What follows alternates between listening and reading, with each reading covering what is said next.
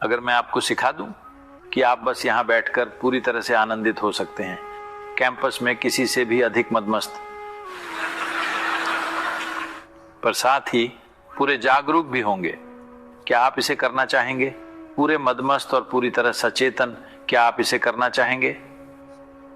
आपकी शराब, ड्रग्स और वो सब कोई नैतिकता का मुद्दा नहीं है, बल्कि जीवन से जुड़ा मुद्दा है, क्योंकि ये जीवन नष्ट करता है। ये कोई नैतिकता नहीं है कि ये अच्छा है, ये बुरा है, ऐसी बात नहीं है। बात ये है कि ये आपको कई मायनों में अयोग्य बना देती है।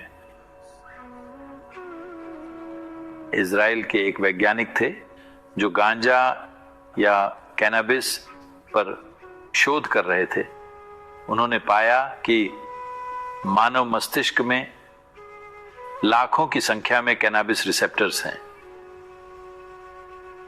फिर उन्होंने ये सवाल विभिन्न विभागों से पूछा। मानव शास्त्रियों ने इसे देखने की कोशिश की और कहा, इतिहास में शायद किसी समय हर इंसान धूम्रपान करता था, इसीलिए ये रिसेप्टर्स हैं। फिर उन्होंने कहा, ये बकवास है, क्योंकि दुनिया के कई हिस्सों में ये था ही नहीं। यहां तक कि एक एस्किमो में भी कैनबिस रिसेप्टर्स हैं, जिसने कभी ऐसा कुछ देखा ही नहीं।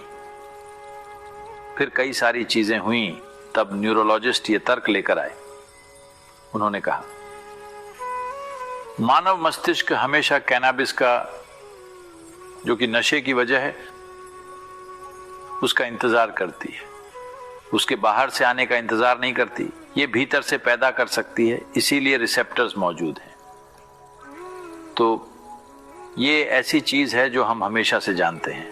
मैं आपको दिखा सकता हूं, मैं हमेशा वैसे ही रहता हूं, लेकिन मेरी आंखें देखिए, मैं हमेशा मदमस्त रहता हूं, लेकिन उतना ही जागरूक जितना कोई दूसरा हो सकता है। अगर आप जीवन में नशे को नहीं जानते तो आप कभी बेफिक्री के भाव को नहीं जान पाएंगे। अगर आप में बेफिक्री की भावना नहीं है तो आप अपने जीवन में कभी खुलकर नहीं चल पाएंगे। आप हमेशा केवल आधे कदम ही चलेंगे।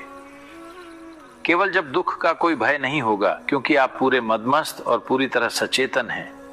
इसीलिए नहीं कि आपने नशा लिया है जो आपकी चेतना को दूर कर देगा, बल्कि इसलिए कि आपने सिस्टम को, मानव तंत्र को उसकी उच्चतम क्षमता पर पहुंचा दिया है। अब ये पूरी तरह से स्वयं में पूर्ण होगा, हर समय आनंदित होगा।